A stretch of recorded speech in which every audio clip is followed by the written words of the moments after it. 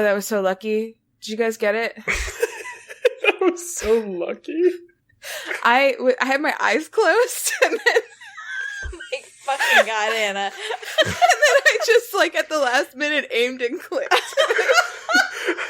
I like how you said, did you guys get it, as if for any reason we would also have done that. Why would we have our eyes closed?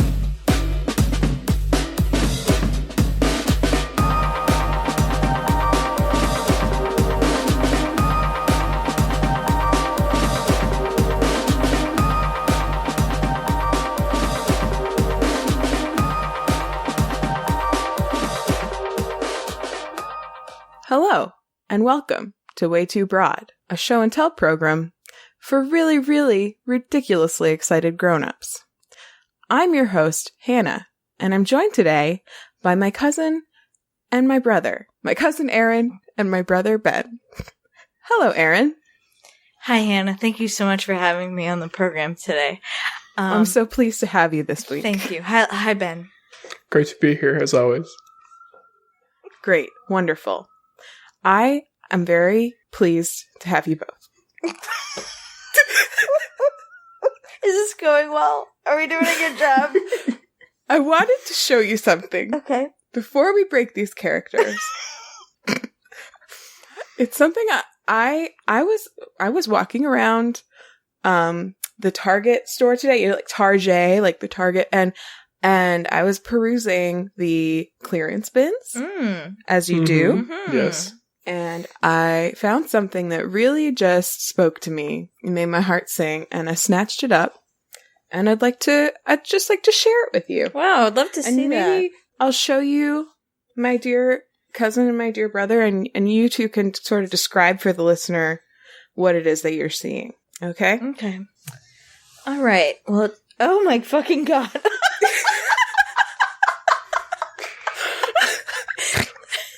That took me right out of character. Got a notebook. Yes, this is it's a light up notebook with rainbow on it. Okay, so and it goes on forever. the first thing you see is like this like generic looking hardcover rainbow notebook. And I was about to say, like, in my character voice, in my NPR character voice, like, oh, it's something really gay. But then the whole fucking thing lights up. That's incredible. What's the use case for a light up glowy notebook? I don't know, because most of the time it's like this, right? It's open. Yeah. I mean, I guess it's kind of like running lights for your notebook. Wow. Because when you have it open, they're just kind of like on you can't really see this. You know, and the listener certainly can't, but they're just kind of like on your desk. The lights. I don't know. Wow. I just loved it. It's beautiful. Yeah. So we tried to do NPR voices and yeah. Sorry. Let us know what you thought of our NPR voices. Yeah. NPR, if you liked them, hit us up. Hire us. I used to think I wanted to work on the radio. I think I still would consider it if they were to reach out. I worked at WBUR for one semester. Yeah, I know. True story. Hannah, our NPR voices just brought back like the most visceral memory for me of us like recording ourselves doing like fake NPR type things at Mimi's house with that little microphone. I feel like that's like incredible foreshadowing for our podcast. Wow. I remember this sort of, but I don't remember what the hell we could possibly have been talking about. We had like fake British accents and like talked about nothing. I think. Oh, like we do that pretended next week. to do like BBC News or something. Wow. Huge nerds. Yeah, we're nerds.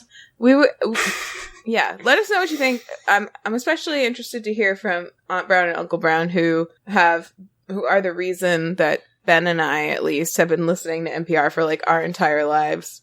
Let us know. Let us know if you were fooled. Let us know if you were like, oh, am I listening to accidentally to a different podcast? What? Oh, let me check my phone. Oh, is this fresh air? Oh, is that Terry Gross? You're listening to Fresh Air. Like how she revs up. Fresh Air. With Terry Gross. That's not how you say her name. I know that.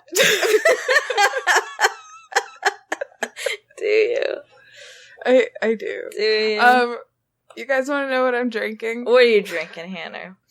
Seltzer. Classic. I was a little excited to try to do the seltzer fizz thing in a way that felt anything like the radio, but we've already come out of it, so I'm gonna have to just live with that. Okay, here we go.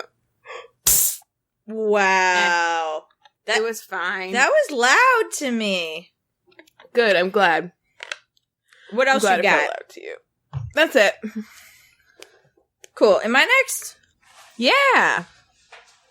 I'm drinking an iced water. That's a Ben Brown special for you. That's all I'm drinking. Wow, we're so boring. Yeah, we're boring. It's Thursday night edition. Yeah. Boring Thursday night edition of Way Too Broad. Watch Ben have like 2 liquor drinks. Nope. I had balance an us empty out. glass that used to have water in it, water with no ice.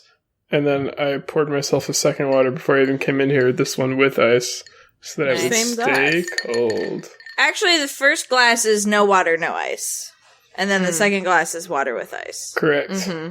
Yeah, with water with ice. With water, with ice, with He glass. could have done a hot swap, those because he used the same glasses for both of them. Yep. So he could have done a hot swap, and we never would. Or he could have made like a fake pissing noise off screen, and then come back with the ice water, and we would have been like, "What?" Wow, But he that did. would have been so funny if I pissed ice. Well, you didn't because you're not creative enough to think of it. If only I was creative enough to piss ice. Yeah. Where does Terry Gross record? Where's Fresh Air recorded? Philadelphia. What? Yeah, I was about to say she records all. And most of her guests record remotely. Except for Adam Driver. No, he did. He was. But he ran away from Terry Gross. Yeah, he got very He remote. got scared. He got scarce in the middle of that interview. He got scarce. Do you know about this, Erin? I did, and it sounded like he asked her not to Yeah, it was clip, totally and fair. then she It was totally and then she fair on did his it part. anyway. So I think I feel like I'm Team Adam Driver on this. I agree with I'm you. also Team I think Adam Driver. we're all Team Adam Driver here, okay? But we're also Team Terry Gross because I think she's great. And the people who Yeah, were sure. online being like I saw people replying to it being like, Terry Gross can fuck off. That guy sucks. Like they don't even know that who Terry Gross is clearly because they're assuming it's a man, just being angry about it. I mean, but- it was rude. She's not canceled. Right. It was rude. It was rude, but I don't know enough about the background of it. Also, people were acting like she went on, they, put out something about how rude Adam Driver was or something, but, the actual thing that played before they reran the interview was just I know we told you we were going to have Adam Driver. We couldn't make that happen, so here's a replay of this. She didn't, announce on the show that he walked out of her recording session. They just, it's not like they were, out there, complaining about Adam Driver. That was just the news picked up that that's what happened from other sources. Mm-hmm. Anyway, Team Adam Driver, but Terry Gross is still cool. Yeah. And he it's also who knows how clear he made it. We just don't know. Right. He's got this, but it sounds like it's a legitimate phobia of his. Anyway, In my head canon, he has a very specific phobia of Terry Gross. That sounds good. Yeah. That sounds good to me. okay. And he tried to overcome it, but just couldn't. Yeah. So, support for. And I get it. She's scary. I just remembered what this Scary poop knife gross. reminds me of. Scary Gross. Yes. Do we have upfront stuff? Because we should talk about the poop knife stuff, if not. Oh, do we have to? I hate it. Well, Well, we haven't talked at all about it when we've been recording, so you need to fill in. I do have a few upfront things. Okay. Well, apparently, there is such a thing as a poop knife now. It used to just be a thing. It used to just be a thing that families who happened to take big shits would keep in their bathroom, apparently. And the internet just realized that more than To one cut it up household- before you flush. Yeah, and what? I hate it. I also He hates it. I don't think that there's ever a world where that's actually necessary. Well, it sounds like there is. Yeah, you didn't grow up in that kind of household, Ben. I believe these people, Ben. Ben, I choose to believe these people. Okay, we need to back up. I think they're not trusting steps. their toilet enough. There was this viral Reddit thread about poop knives, about like this guy or lady, I don't know the gender of this person, realized that, it was one of those situations where in their family, there's this like poop knife where if things get out of control, you can kind of manage it before you flush. And then, it's one of those things like, I think every person has a family moment like this where you think that all families have a concept or a shared thing, and then you go out in the world and you realize like you're the only one. And so in their family it was the poop knife, and then this viral Reddit thread is like people being like, oh my god, me too, my family has this too, and other people like Ben being like, I hate this. I don't think it's ever necessary. I think it's an extra step that involves you sticking your hand, even if it's via a knife, into your toilet that has shit in it. I hate every aspect of it. And then, I failed to mention this to you guys earlier, on Christmas Day, I got an advertisement for the reason I've actually found out about this, it was Christmas morning, I was waiting for everybody to awaken, and I got an ad for the original poop knife, and I just was so perplexed, I couldn't resist clicking on it, and that's took me down this rabbit hole, if you will. And so, here we are. Anyway, the reason that I brought it up is because the original poop knife, the product that was born from this viral Reddit thread, is a metal knife that is covered with silicone so that it's easy to clean. I also thought that, but upon rereading the product spec, it says metal reinforced silicone. Yeah. Making me feel like it's all... Is that what that means? Basically. I mean, it's just a question of thickness. Okay. So, like, it's got a metal core. Okay. And mostly is silicone, right? So, yeah, it's probably more accurate to say it's metal reinforced silicone. Okay. When I was working at this baby products company, that was like my first Hannah's product voice job. Got deeper. Yeah, Hannah, your voice is deeper again. Oh. Remember that time your voice is like deep like the devil? That just happened again. You gesticulated wildly and disconnected your shit, which is how you use the poop knife. Okay. I'm sad that wasn't recorded. Well, your part was, right? I mean, mine was, yeah. Okay, so... Should we clap or something so you know when to realign our audio? Yeah, everybody clap. Woo! Yes! Great. Wonderful. No, so... what the hell was it called? The poop knife, the original poop knife. No, what I was saying when I turned into the devil was that I used to work at a baby products company, and there was this product that we had. It was like a competitive product, and it was extremely similar, but it was for putting, it wasn't for cutting anything up. It was for putting diaper cream on your baby's butt. And I was like mildly... What the fuck is diaper cream? It's like to keep them from getting diaper rash. Isn't that what baby powder's for? No. I know nothing about babies, y'all. That is so obvious to me. Okay, it's called the baby bum brush. And we sincerely thought about ordering our own one. Or not ordering, making our own one because it like was... But we did order our own. We ordered a bunch of them. Actually, this one time, so the way the baby bum brush works is it looks a lot like the poop knife, but it's got just like a smaller head on the top, and it's like softer. It doesn't have any metal. Use your fucking hands. Well, here's the thing about it. It actually like so the reason that you use diaper cream is like specifically when a baby has diaper rash, and part of the reason that happens is because they get bacteria from your hands onto their bum, and then they just like it makes it worse. So as you're applying the cream, you can actually be like extending the life of the diaper rash. So the baby bum brush, your hands like stay clean, and also their butt stays cleaner as long as you wash the brush every time. And it has a little suction cup on the bottom of it, so it never has to touch anything except for the baby's butt and like the water when you're cleaning it. So it was like this weird virally popular thing, and it was one of those things that like it has like 4.9 stars on Amazon. Like, it's like everybody who has it loves it, but it, like, people roll their eyes about it, like how stupid it is to want something for that, because it seems extremely silly. So different to me. It just looks very similar. I'll send you a link to it. Oh, it's even like the same color. Yeah, there's different colors, but it's like a very similar shape and same material and stuff. It just reminded me of it. And also, you know how I told you there's a suction cup on the bottom of it? Uh-huh. This one time, I was in a meeting. It was about products. So we happened to have one of the baby bum brushes there. And I got bored. And so I took the baby bum brush and I stuck it to my forehead. And I remember this.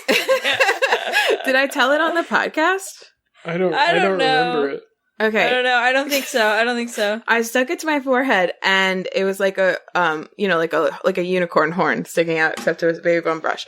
And then I went to pull it off, and I just pulled it like for a second, and it didn't loosen up. So then I went around the side, and I like used my fingernails to pull it off. And it came off fine, like really quickly. Like the whole thing probably took like 2 or 3 seconds. But in the time that I was pulling it outwards instead of like pulling it off to the side, I gave myself a hickey on my forehead with a baby bum brush. And I had to run. It was like the middle of the workday, so I had to run at lunch to the drugstore and get some concealer that was like good enough to hide that for like the entire like week or two that it took to go away. So, so that was I feel like my constant laughter through this story was such a like spoiler, but I didn't even care. Oh my god! Just like fucking hit perfectly round hickey right in the fucking middle of your fucking forehead. Yeah. At work. That's so funny. At work, and it happened also not just in the middle of the workday. It happened in the middle of the meeting that I was in. So as I'm sitting there, and fortunately, I mean, I guess I wouldn't have probably put it on my forehead in the first place if I was with like a bunch of executives, but it was just like a team meeting. So like the people who were with me were like, they thought it was very funny, but they weren't like judging me for it. I mean, they probably were, but like we were all friends. Mm-hmm. But like, I just remember the project manager on the team she couldn't stop staring at me and she couldn't stop laughing because she was watching it develop as she sat there looking at me.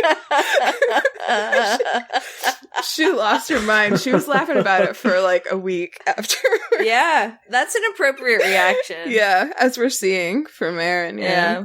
That's really funny. I love that. I love that so much. That's like such like an epic backfire for something like so innocent. You're just like, I'm bored. Yeah. I love that. Well, I have a couple small up fronts. Okay. Up front number 1, I'm anxiously awaiting my bean order. I think it comes in tomorrow. Oh, what if we got our beans at the same time? That would be amazing. Yeah. In related news, it has come to my attention that YouTube thinks I'm like 55.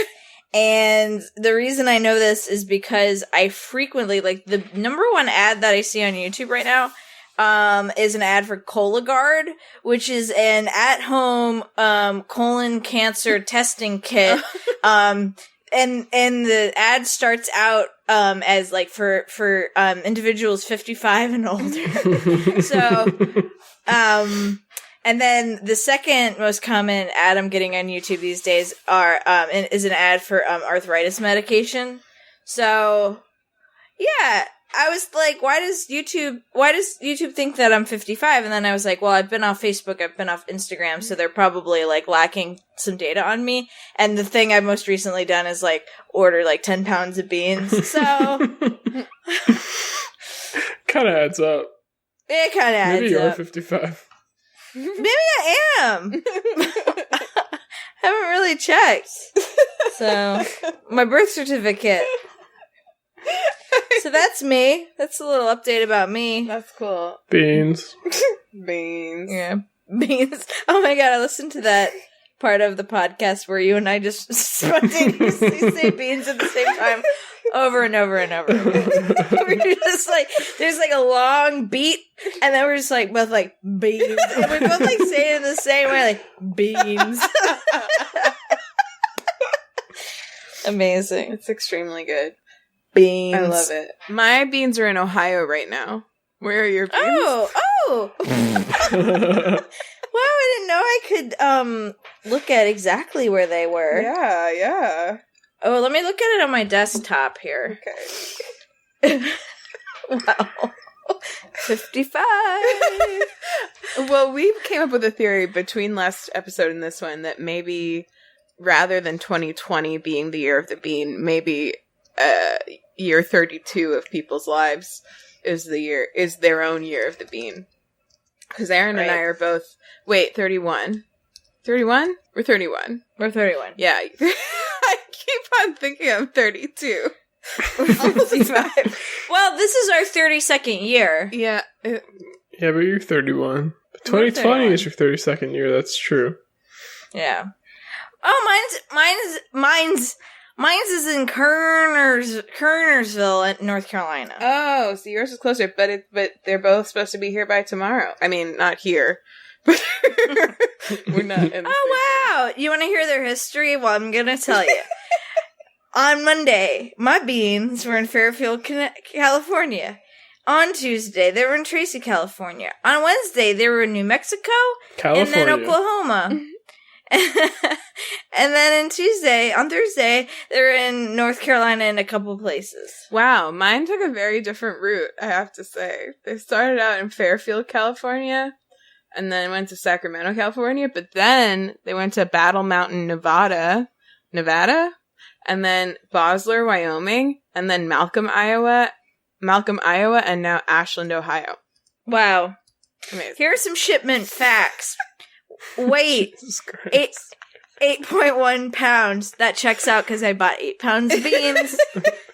And a bag of bay leaves, which weigh nothing at all. Wow. I didn't know about the bay leaves. That's a new detail. Oh, yeah. I bought some bay leaves. I didn't mention this because I hadn't ordered my beans yet. I ordered a ton of the beans that Beck recommended. I also ordered the special salt that they sell on there. It's called like, oh man, I don't remember what the word is, but it's like a special bean salt that's like just for salting bean water exclusively. Oh, apparently it'll ruin pasta, but it's great for beans. Yeah, and wow. also some popping corn. It's like the scarlet popping corn. Fun. Yeah, because we just got a popcorn popper for Christmas, so we're gonna use that. Wow. It's cool as hell. Yeah, I'm excited. I'm excited to hear about the salt. I don't know. I'll tell you how it goes. We'll see. It'll soften your beans. It'll soften your beans, I guess. If you use too much, they turn into mush. You don't need the original poop knife. It'll soften your beans. It'll soften your beans. Right. Do you have any other upfront stuff, Erin? You said you had some. That's it for me. Okay. Well, the ads and the beans and the shipment facts. So those are all. Gotta get those shipment facts in. Gotta. We did get a text from Erin's best friend, Sarah, about... Oh, we did, yeah. About when we were talking about the whole, like, rendered fat conversation. She was getting really grossed out, and then at that exact moment was when Hazel started screaming, and she really felt like Hazel was, like, channeling her own emotions about the subject. Yeah. So that was nice. Out there in High Hazel, Massachusetts. Up there, High Hazel. High Hazel, Massachusetts. High Hazel, Boston. I would love to live in a town called High Hazel. That sounds like a beautiful town. Yeah, or an area. Yeah. Of Boston, High Hazel. Yeah, it's really nice. Maybe I should move here. All right. Let's pop in then. Well, let's pop in. Let's pop Erin right in the first. flip in. No, it's me. No, it's Hannah first. I was literally... I knew it wasn't me, and I forgot who else it was, so I was just going to guess on the 50-50. I got it wrong. You got it. Oh, dead wrong. Well, mine's pretty quick. Fuck. Damn it. It's okay, Ben. It's okay. Okay. It's fine. Mine's pretty quick. I just, so, as you guys know, I recently deleted the Twitter app off of my phone. Yes. And it's great. I have no regrets at all. I've heard Twitter's been terrible this week, and I'm very glad I haven't been there. Ooh. Like, just the debate, and, like, it's just, you know, a shit show. So, but I still poop, you know, and I still need something to do when I'm in the bathroom. Yeah. So I was looking for I had a Solitaire app on my phone, and I thought it was like a factory standard Solitaire app. You know, it used to be that anything that was on your phone automatically when you got a new phone was like the stuff that it's not like I would use all of it. Like, I barely used any of it, but at least I knew it probably was, you know, reputable to some degree, because it's like there's some kind of deal to have it on there. But now with Android phones, at least, and I'm sure with Apple phones too, once you log in, it knows what apps you had on your phone, and it just re-downloads all those apps again. So I had this Solitaire app on my phone that I assumed was like the Samsung Solitaire app, and then I opened it up and it had all these like not pop-up ads, but like ads everywhere, like banner ads in the app, and I didn't like it. And so I went to the App Store and I was looking for a really good Solitaire app, and I had no idea how good I could have it. And I just want to tell you about the Solitaire app I've been playing with. Okay? Hell yeah. Let's hear it. Solitaire. Okay. Yeah. Is it one that's available for my iPhone just before I get excited about it? Probably. I mean, usually like that issue only goes in one direction. Let me see. True. That's not true at all. Is it not? No. Yeah, it's available on Apple. Cool. Okay. I think it's more common for things to not be available on Apple and be available on Android. I have to beg to differ. It's easier to get things on the Play Store. Please let me differ, Ben. No. Please. You may not. All right. So this this app is called Solitaire Decked Out. It's like Solitaire semicolon decked out. Or colon. Wow, there are a lot of apps just called Solitaire, huh? Yeah. It's tough. It's one of those things. It's like, it's really simple to make it, but it's not that easy to make it well, because it's like, you know, there's a lot of moving parts to a Solitaire game, and there's a lot of ways to make it inconvenient. It's kind of like when I brought that Picross game, because like, you know, Picross can be like, it's always like you wish you didn't have to spend the time filling in the boxes, and you feel like it should be an app thing, like the same way you feel like you shouldn't have to deal out cards for Solitaire, but like all the like sliding around and like, oh no, I meant this, I didn't mean that. Like, it's a little bit. So anyway, Solitaire Decked Out has a few things I really love about it. The first thing is that if you see a move you want to do, and this is a little bit cheaty, and you can turn it off if you don't like it, but if you see a move that you want to do, you know, a move that's available, you don't have to actually take your finger and slide the card all the way over. You can just tap the card you want to move, and it knows what you're going to do, and so it just does it for you. I just downloaded it. That was so intuitive. Like, as you were saying that, like, right before you said that, I was just, like, tapping the aces. Yeah. And I was like, I just feel like these are just going to go exactly where I want them to go. I downloaded it and it won't start. It's just says tap to start, and I tap it and it just keeps loading forever. Well, we got you. This Great is app, a trap. Hannah. Well, Ben, just like download it better or do better or something. For me, it works like butter. Like butter works really good. It works like that. For me, it works like rendered fat. Like rendered fat on beans. So that's one thing I really like about it. It's got a lot of different settings. You can turn the hints on and off. You can also turn, like I said, the tap to move thing on and off. You can do 1 card or 3 card draw. The thing that really has hooked me in a way that I'm not used to Solitaire doing is that you can also unlock, just by playing, you can unlock different decks. So, like, you start out with just the classic, like, looking cards, but you can unlock, let's see, right now I have one that's called Penguins in Paradise.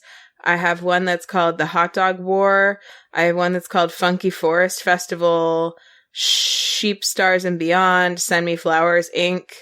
There's all these different decks, and once you have unlocked the decks, like, it makes the play area look different, and it also makes the cards look different.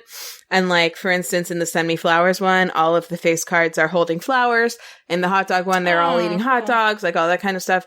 But also, along with unlocking new decks, you can also unlock, like, new additional sort of, like, animations in the decks that you already have. So right now, like, I'm in my Send Me Flowers game, and there's little flower petals falling down from the top of the screen down to the bottom, and that's something that I unlocked with a thing.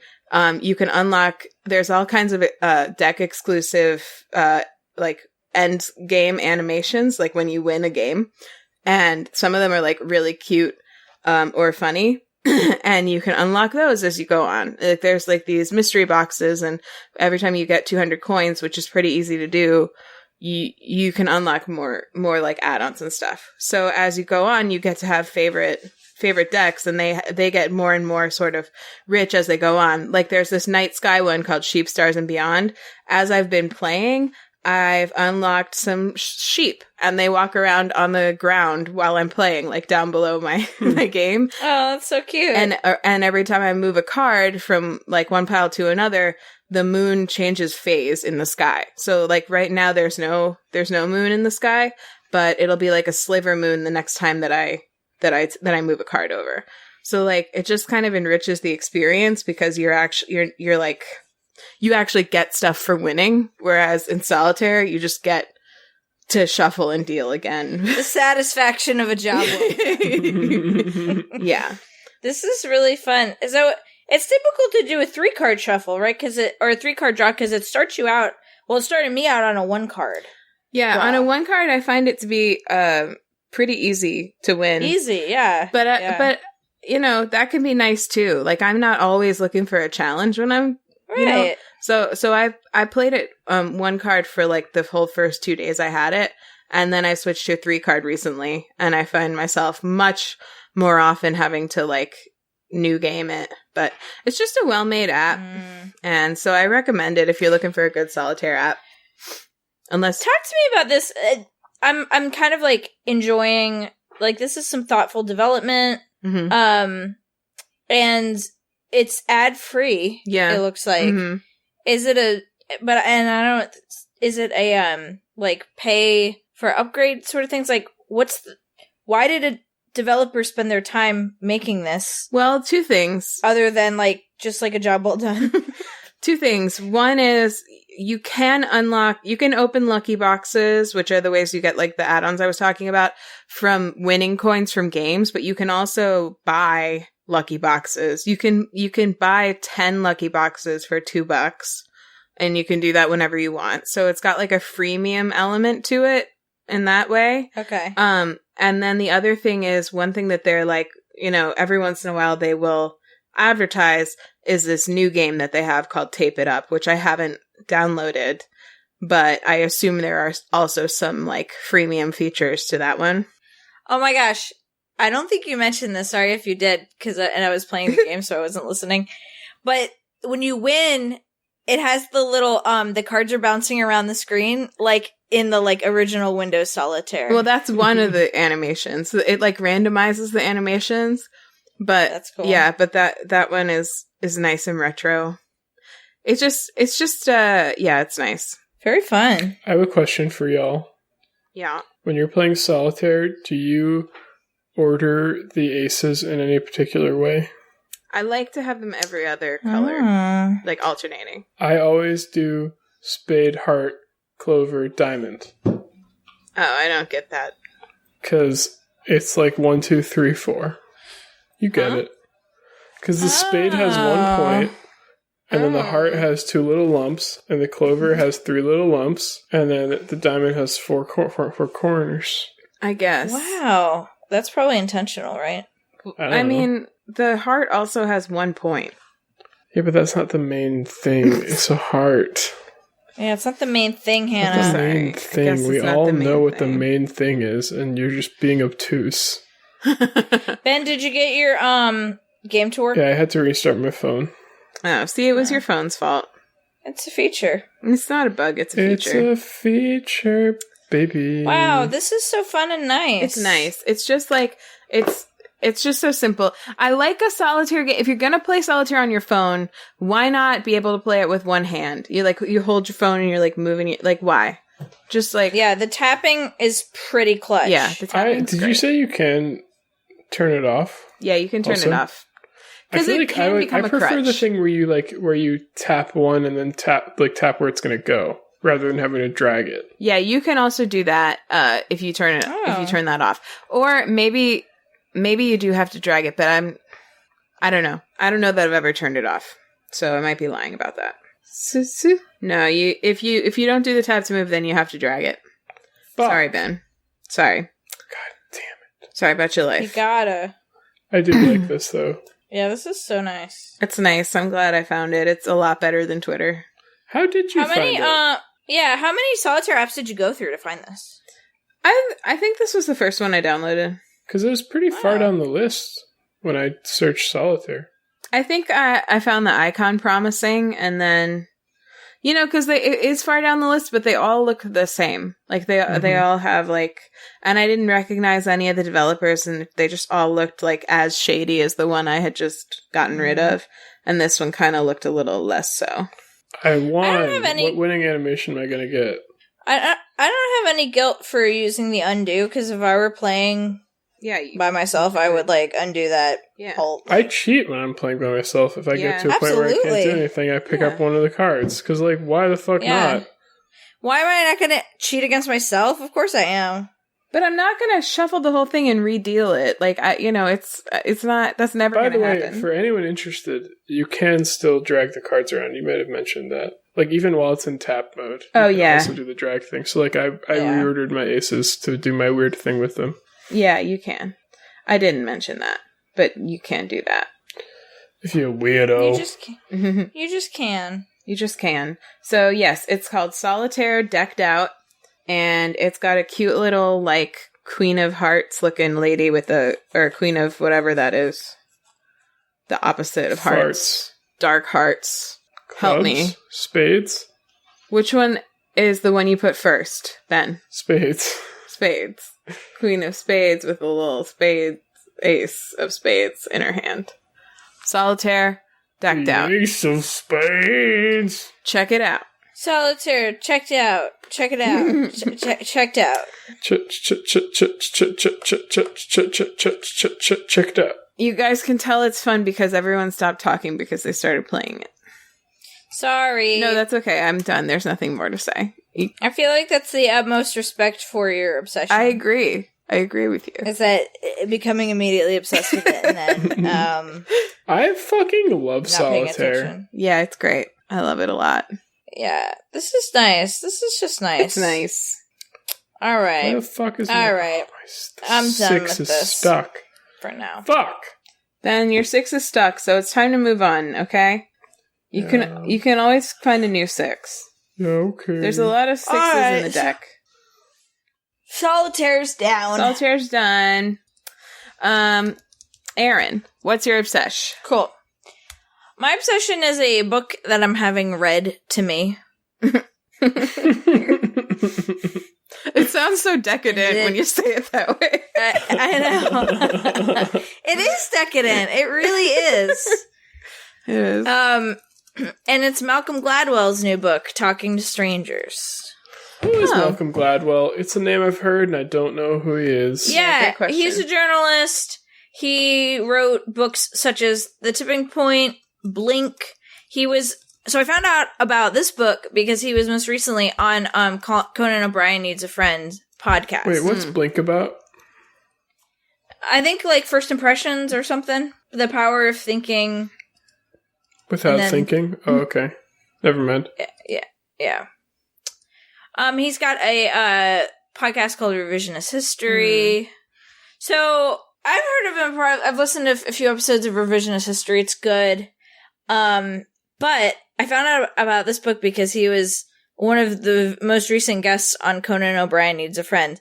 And he was talking about some elements from his new book, and he kept bringing up something really interesting, and then Conan O'Brien would like make a joke and completely derail the conversation, and they would never finish the thought. He would like be bringing something up. Malcolm Gladwell would be bringing something up to make a point, and Conan O'Brien would tell like this weird joke, and then they would just keep going down that thing and like completely leave that thread exactly where it was and never ever come back to it. And so it really was effective for me because my interest was piqued on a lot of the subjects that are in his new book, and I never got resolution on any of those threads. And so I just got the book on Audible. And it's really interesting.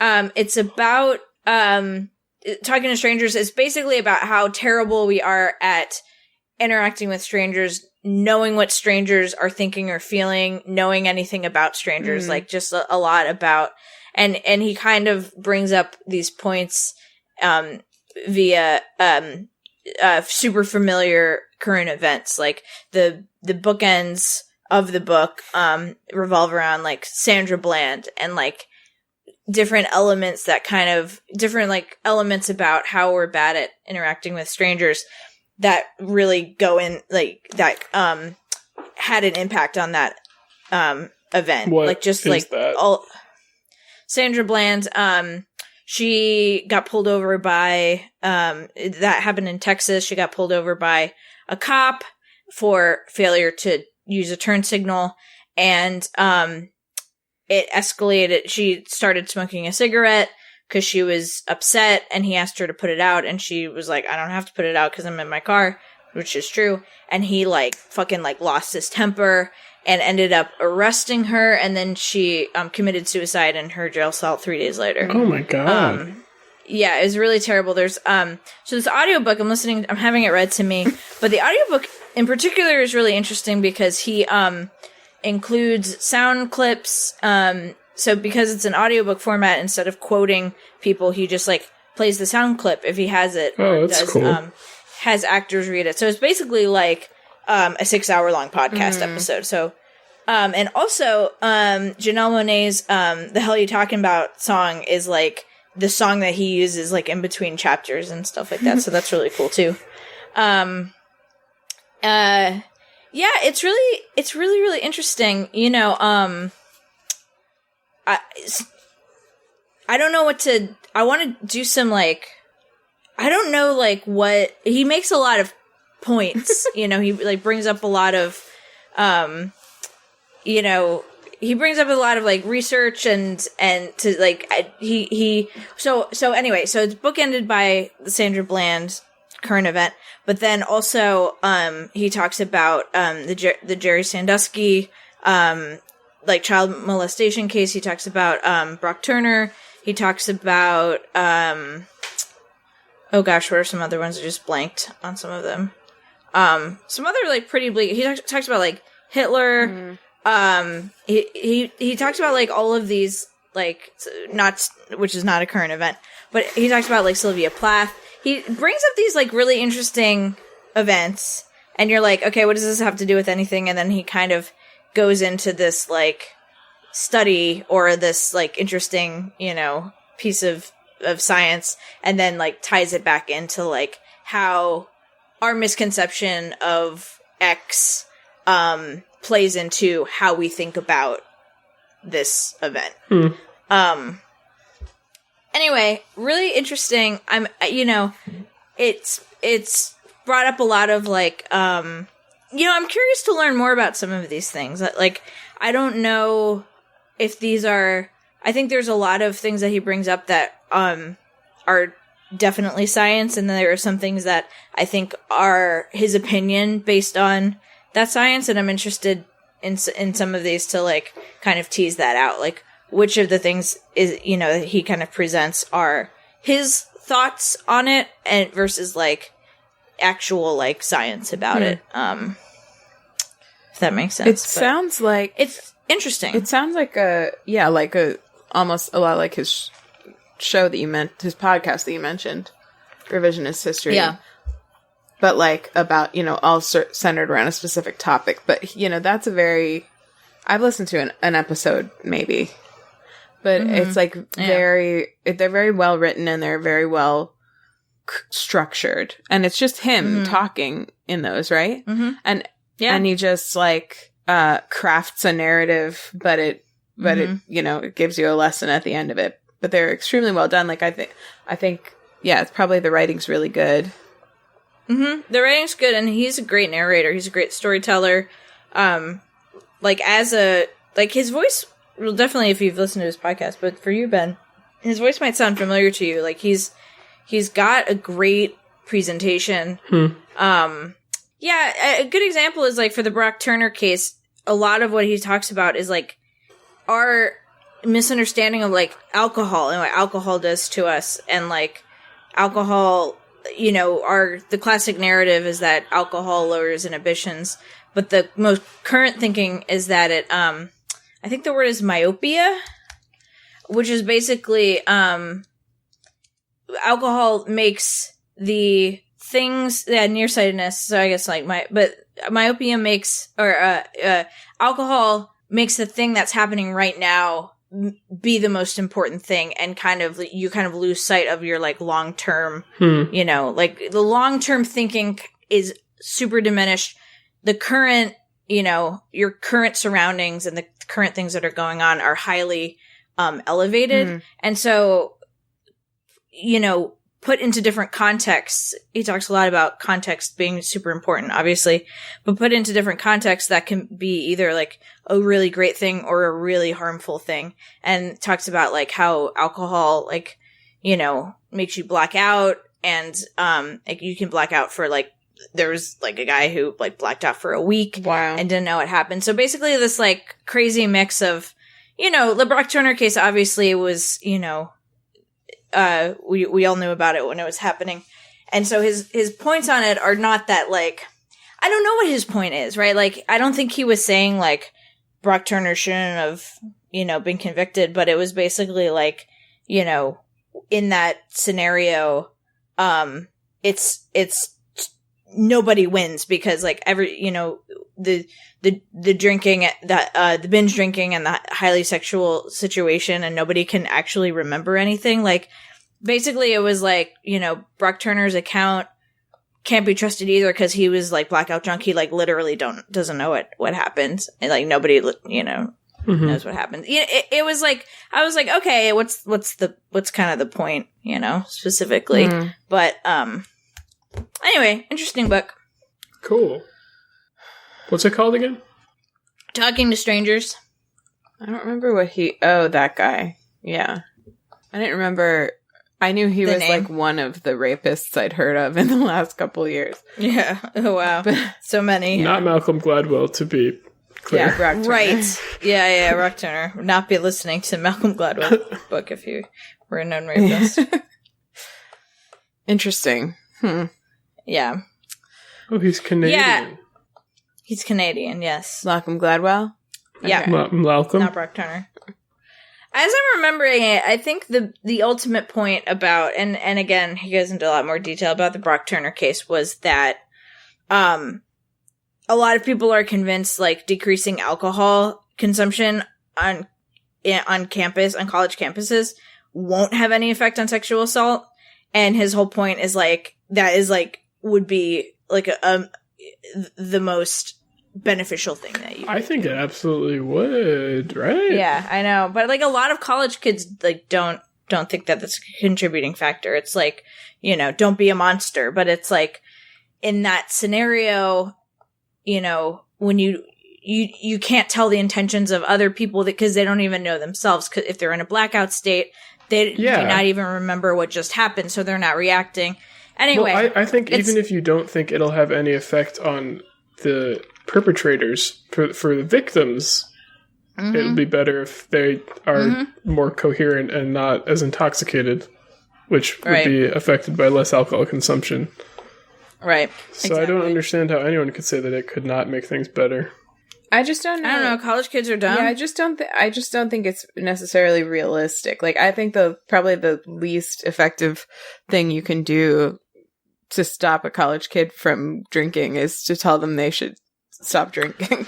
Like, that's true. Right. But but like there are things I almost feel like this is a much larger conversation that we are not going to decide today, but I almost feel like lowering the drinking age would do a lot for this. Like if it wasn't such a novelty or something you had to do in secret, then kids wouldn't be like getting wasted in rooms with beds in them quite so often. Like not that that's required, you know, but it just like takes the novelty out of it. It's like how people of Amsterdam, I mean, it's like how we think about drinking now versus when I was in college, like it was like such a scandalous like thing to do, but it was also like what everyone was doing every weekend. Like you barely had another option.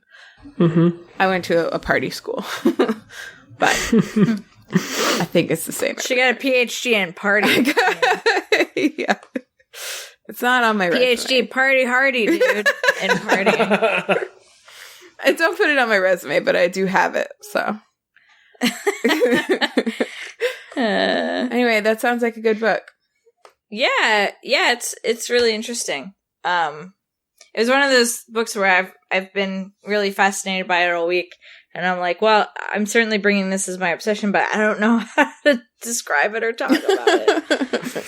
It's about how we're bad at talking to strangers and understanding strangers. It's very true. Making sense of strangers, making sense of people we don't know. Yeah, that, you know, is probably an important thing for people to reflect on more in this day and age.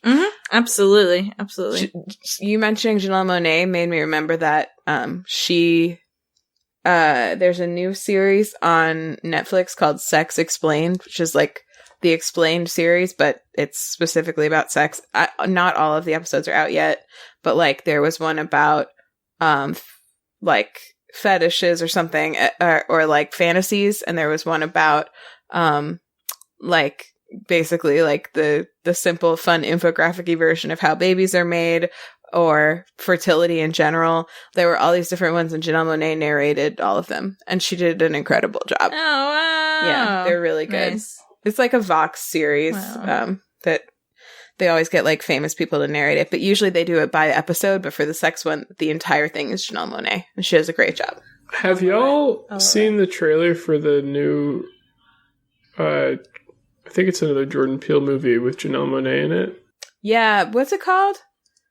I wish I could remember. I saw the trailer. We went to the movies this weekend and we saw the trailer, and I hadn't heard of it at all before then. Or is it a show or is it a series? It's a movie. Oh, Antebellum. No, I haven't seen that. But he has a series.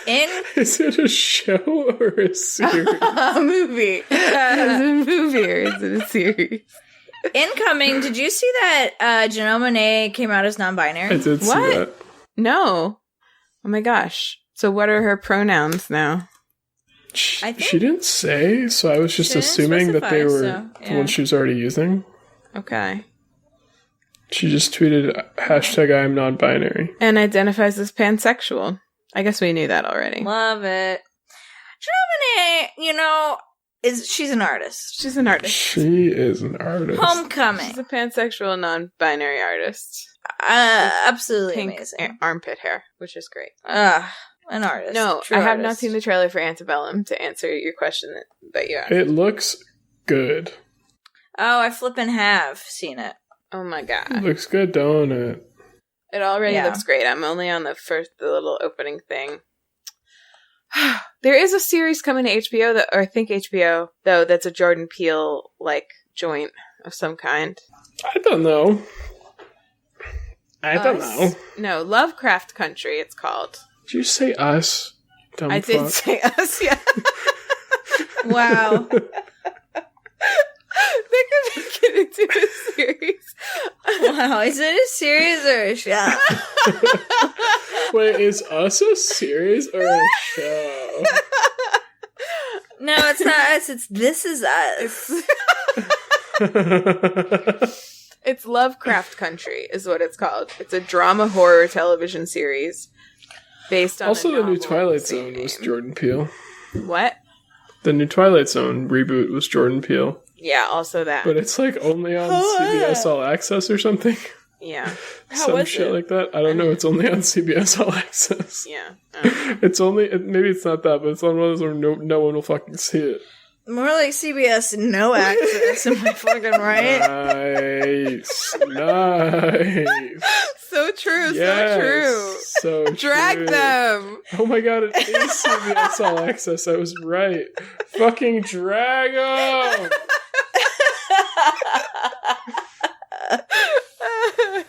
Fuck you, CBS. CBS, more like cock blocking my shows. You just said CBS. Oh, I watched your fucking lips. Oh my god, how long are the receipts at CBS?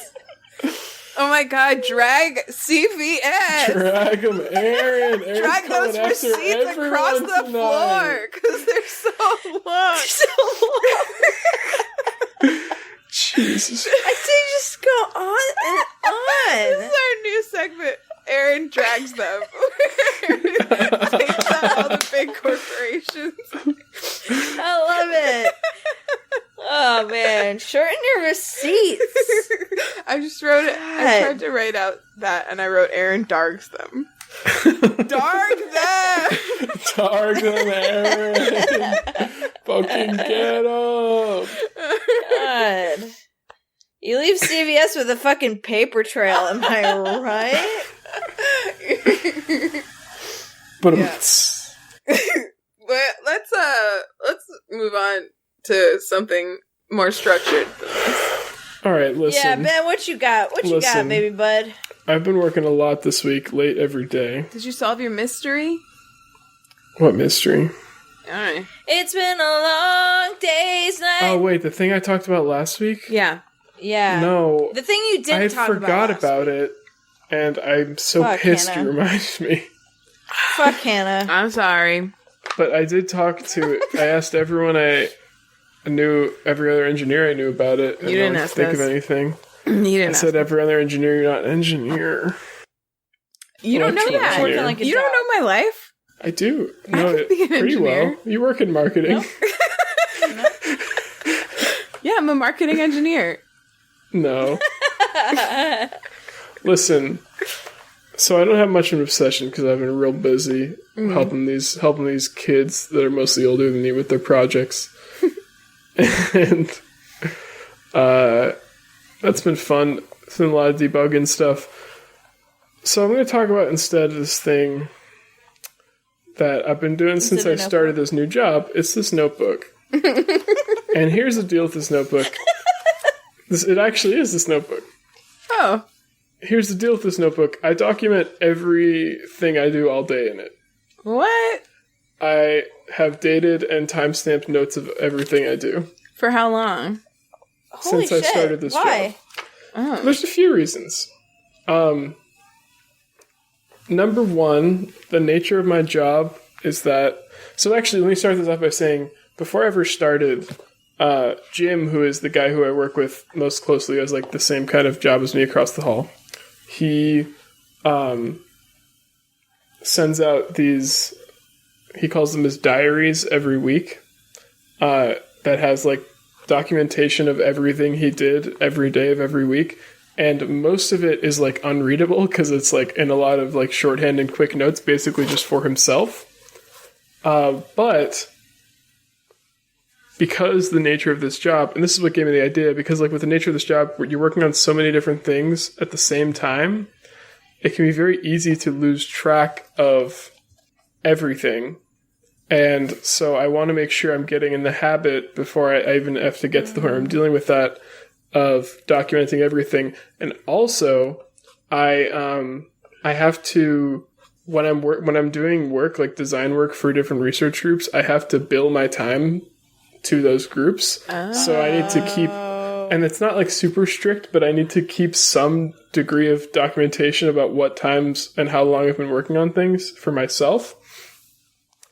Also, like, especially it's been helpful this week because every time I encounter some weird bug or like weird problem with one of these projects that I've been like helping debug, because I'm doing a lot of debugging this week, I write it down in here and write down what the solution was so that I have a record of all of these weird little problems that may be helpful later. Nice. And then there's another reason, which is that I don't want to miss a thing. Is it that? kind of, I mean, actually, that is kind of true. Because, like, if I actually do, I generally have a good memory, but I'm not a super, like, organized person when I have a lot of things to remember. So it's very helpful for me to just have this, like, little notebook that's always with me that I can write things down in so I don't forget. And the other thing I was going to say is if I ever come up with something that's, like, potentially patentable, it's very helpful to have, like, contemporaneous notes and documentation on all of that. And, like, with things like, we have this system at my job where if you work extra hours, because there's, like, some busy weeks with, like, student projects or something, you can, take extra time off corresponding to that comp time. And so that's another reason why it's helpful to have time. So, like, I write what time I get in, what time I leave every day, just so I make sure I have a record of that somewhere, well, not officially, but somewhere for me. I don't know, there's just, like, a lot of, it's just been, like, a very helpful thing to have. Do you only use it during work, or are you thinking of expanding it into your outside of work life? I only use it for work. I haven't, no, I don't really feel the need to. Some people do that. They just, like, write down everything they ever did. I mean, like, that's kind of... Ann Lister. Yeah, Ann Lister. People like that. I mean, maybe. You could be the next generation's Ann Lister. There's a common misconception about comp time. It's not actually time you get to take off. You just get, like, extra computer time. Oh, if you work extra hours. Really? Yeah. You get a little extra time on the computer to play, like, Oregon Trail or whatever you want. Nice. Wow. You love That's Oregon cool. Trail, Ben. Do you know the building that I've been spending most of my time in is the building that Bill Gates stole computer time on when he was developing Microsoft? Comp time. Comp time. Comp time. He stole comp time. Yeah, that's what it's for. Yeah. He knows what's up. Yeah, but he did it without working first. That's why. Yeah, that's why he got fired. Yeah, that's why he's a billionaire. Yeah. So A bill, there. is that an old moleskin there? It is a moleskin. Nice. And I have the one with the like the grid on it. Oh, okay. Because I thought so. The reason I do that is because sometimes I draw circuits in here, as demonstrated on these pages. But I don't really use the grids on that, so I'm thinking because I just am not a neat writer or drawer of schematics. So I think the next time I get one, because I'm actually filling this one up pretty quick, as you might imagine. Yeah. I'm gonna get the ones that have just blank pages with no lines. Oh, okay. Because I actually kind of prefer that. Like when I'm doing a lot of work, I usually do it on printer paper and just pull more sheets of printer paper. So it'll be like that.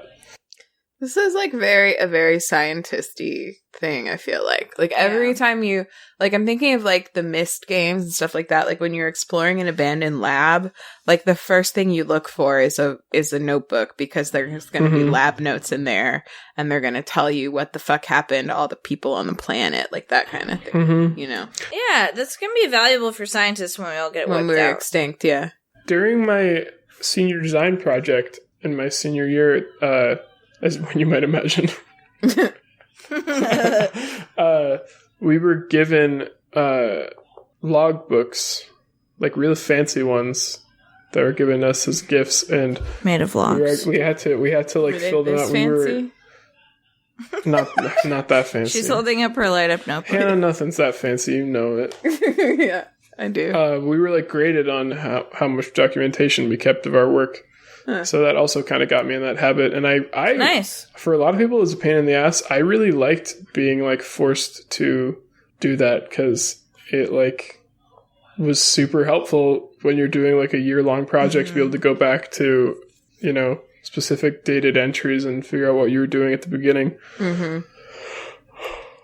I call that the chore of work. Hmm. Documentation. It's the chore of work. Mm-hmm. Yeah. TM. Yeah. There's also like this is slightly related to this. There's like a wiki for the electronics shop at Harvard, but it is like unusable, and like for some reason a lot of the pages are just like blank and the organization's terrible, and that's something else I want to fix. But it's just totally unrelated. That was just a thought I had about work. Cool. No, I mean, just about good documentation. project. I mean, like, that's where some of these notes may go Yeah. on, like, things that I find. So I guess it is kind of related. It's related. So what would you sum up this obsession as? Work logging? I guess, Work yeah. journal. My logbook.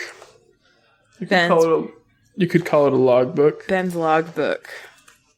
Shall we do homework? Yes. Yeah. chef. Okay. My homework. So, if you are listening at home and you would like to enjoy a nice, soothing game of solitaire, but you don't have a deck of cards handy, why not try the Solitaire Decked Out app? Available on the Google Play Store and the Apple App Store. The Apple Play Store. That's my NPR voice again.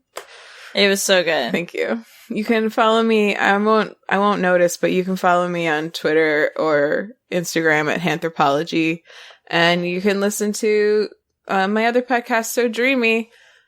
It's on a hiatus, but there's like 70 episodes still to listen to, so do it. There's not just like 70 episodes, there are 70. There's exactly 70 episodes. Yeah.